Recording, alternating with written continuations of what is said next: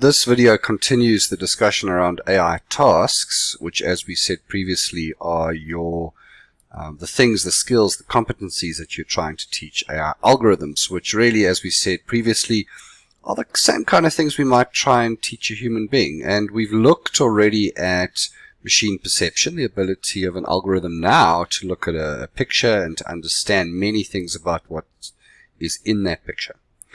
The next thing we're going to move on to is these three. So firstly, to understand and use speech, to understand emotion, and to plan. So the big one we're going to look at here is natural language processing, the ability of algorithms to understand text and to interpret audio speech. Now, specifically here, we're going to use a demonstration of IBM Watson's natural language processing algorithms. So let's have a look at a video there. In this video, we're going to look at natural language processing, the AI capability to understand and sort of appreciate human speech, perhaps use it. Now, we're going to do this through one of the IBM products. It's Watson Natural Language Understanding. I'm actually just searching for it here, so I've searched Watson Natural Language. I'm going to go to the overview page. This is just because it's a slightly long URL. And you'll see that when you do get there, there's a view demo, and then you actually have to go to proceed to demo for some reason. So there you go. And we're on the page. Now you can look at some sample text, but I mean, firstly, what kind of things might an organization look at here? And it could be almost anything, but very obvious use cases would be to analyze its social media, things like tweets that are about the company, obviously posts, that kind of thing. Another thing could be analyzing internal organizational communications, things like email.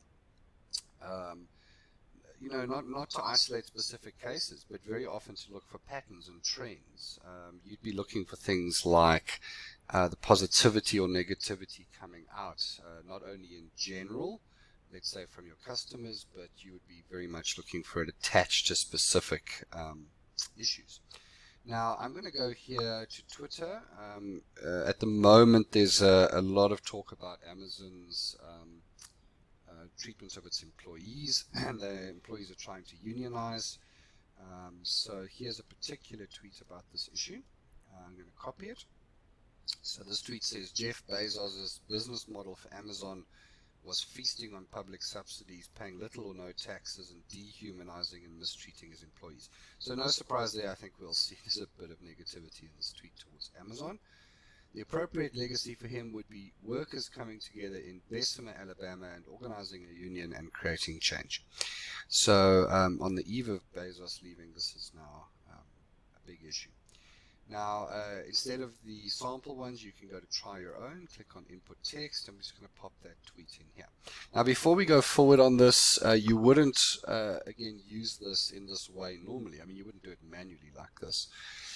This is an API, so you would send, let's say, your tweets up to, if it was IBM that you're subscribing to, up to IBM's cloud automatically through the API. And IBM Cloud would be sending you back the analyses of the text, which we'll also look at. So here we do see a sort of website version of the analysis. So let's have a look. So what kind of things does this particular one give you? And of course, different cloud platforms would do different things. But this one in particular, one of the very useful things is it's starting to try and extract entities, which are the major things being talked about. So in this case, it's picking up, yes, Jeff Bezos is being talked about, Amazon is being talked about. And it's saying Bessemer, Alabama, which is a place, but the association here actually would be with the workers.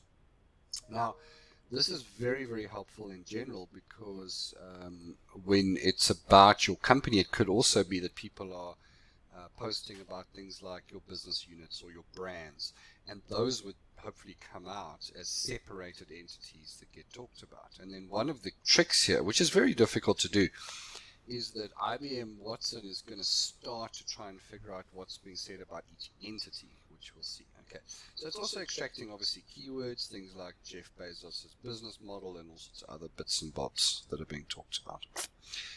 Concepts, again, similar idea, but just a different set of things. Very importantly is as Watson is trying to parse the language to actually understand what's being said. It's not just about simplistic analysis. So here we start to see some things, sort of workers located at best. We're starting to see relationships between concepts. And this is actually not particularly impressive here, but it can get towards some good stuff. Before I go to the section that's probably the most interesting, which is classification, I mean, again, here under linguistics, now it's starting to get into more depth around trying to parse the sentences. So you sort of, Amazon was feeding on public subsidies, starting to kind of figure out subjects and actions and objects, that the actions are being done on, that sort of thing, and traditional syntax. So it's starting to just figure out the structure of the sentence. And in that case, that's actually blank. This is I think the most interesting from certainly where I come from as an analyst, is the classification section here. So we've got sentiment analyses, which would be the sort of overall positivity or negativity of the document at the top. And in fact, the document here is being read by Watson as overall positive.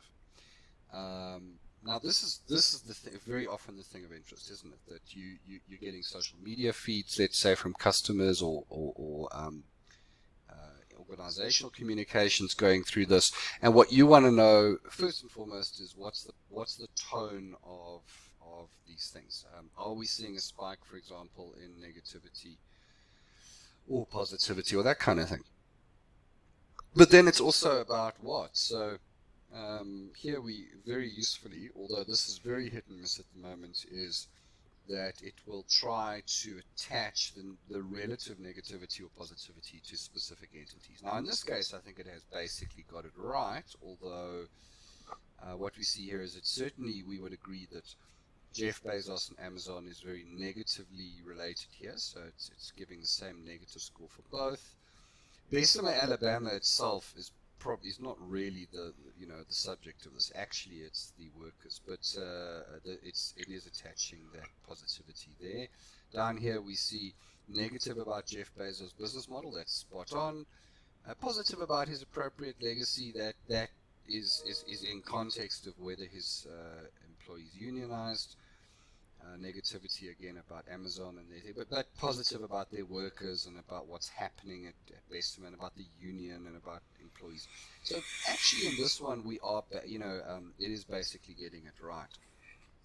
Now, all of these things can be sent back to you. It would be through what's called JSON code, so that's JavaScript object notation, which as we also see in our video on Google Vision, is a standardized way of giving semi-structured information about big data. So in this case, this is just a sample actually that they're giving us.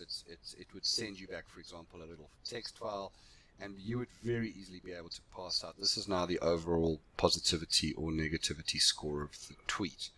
But now, obviously, you would get all that other info as well. What about the emotions? So it also gives you specific emotions for the full document, in this case, joy. The idea there, again, being joy about the unionization. But there's also a little bit of disgust and anger, and that's about Amazon, of course, sadness. When it comes to Jeff Bezos, they're saying here, it's a bit of a mix. This to me, in general, and I've run hundreds of these things through Watson, it's very hit and miss. It's certainly not, for me, consistently intuitively right. So these things are only getting better, but I think it is, in general, a little bit hit and miss. You would, though, be looking at these things over the course of, major trends, and even if it is hit and miss, you would expect that major trends would come through at the moment. So I think it is worth doing, absolutely. But whether the specific emotions are going to come through correctly is still something that I think everyone would be working on, and still a work in motion. So we see the kind of power that we get out here. Again, JSON code will be sent back to you. You'd be able to pass this into a data set. you'd be able to keep dashboards. That's the kind of power of what you'd be getting here.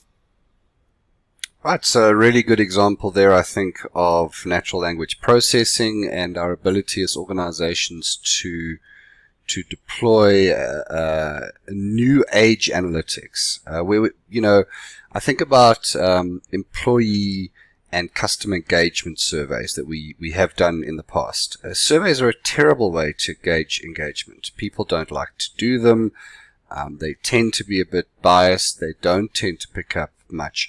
But natural text that is naturally being produced by people is a much better idea of where they sit emotionally and in sentiment terms and that sort of thing. So that's natural language processing. Now, in this video, we've already seen affective computing. We've seen it twice. This is now teaching computers to understand emotions at the very least, to recognize emotions. And we saw it both that in Google Vision under the machine perception video, we saw that the algorithm could pick up emotion on faces. Again, you could be doing that in organizations instead of trying to use engagement surveys. And then, yes, in text as well. The notion that we can teach computers to simulate human emotion, I mean, certainly simulate it is maybe possible. Things like tone of voice or getting humanoid robots slowly, right now it's very poor, slowly to get emotions on humanoid robot faces. We're very far away from that actually, and even that is really just a mechanistic thing. Could we ever get computers to truly feel emotion? There's really no real science in that direction at the moment. And then finally for this video, automated planning. So here we're talking about the ability of an algorithm to actually make a plan. And really good examples here are, for example, Google Maps. So Google Maps, there's a combination of technologies, but one of its tasks is, of course, ultimately to come up with a suggested set of routes. And that is an example of automated planning. Another example would be digital assistants that are able to for example, plan a day and diarize for you. So these were another set of the AI tasks. The final one we're going to look at in the next video is the topic of machine learning.